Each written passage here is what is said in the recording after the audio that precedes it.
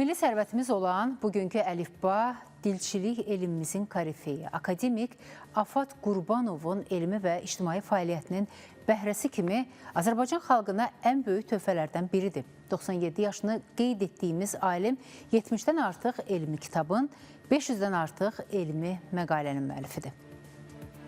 Azərbaycan dilçilik elmində əvəzsiz xidmətləri olan Afat Qurbanov həm də islahatçı alim kimi tanınıb. Ümumxalq sərvətimiz olan bugünkü əlifba bu yorulmaz insanın xalqını dərindən sevən akademik Afat Qurbanovun elmi və ictimai fəaliyyətinin bəhrəsi kimi Azərbaycan xalqına ərmağan olunan ən böyük töhfələrdən biridir.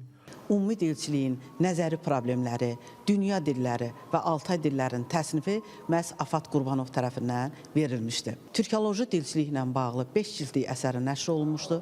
Türkologiyanın bir çox problemləri bu əsərlərdə tam şəkildə öz əksini tapmışdır. Bununla da Afat Qurbanov anamastika, türkoloji dilçilik, mətin dilçiliyi, ümumi dilçilik ədəbi məktəbinin yaradıcısıdır. Yüksək intellektə, dünya görüşə, zəngin mənəviyyata malik təmkinli və müdrik ziyalının elmi xidmətləri ümumilli lider Heydər Əliyevin də diqqətindən yayınmamışdı. Mən çox şadam ki, sizin instituta Qırmızı Əmək Bayrağı ordeni vermək və Respublikanın yüksək mükafatını vermək mənə nəsib olmuşdur.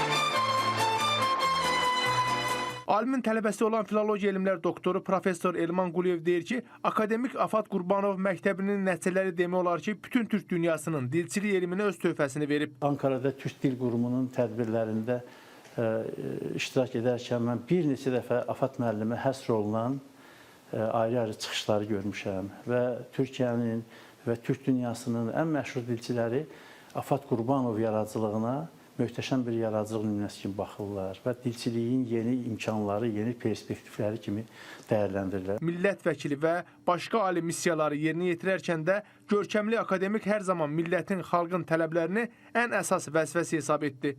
Məqamı gələndə bu problemləri yüksək tribunalardan səsləndirməkdən belə çəkinmədi. Rəşad Vəkiloğlu, Space xəbər.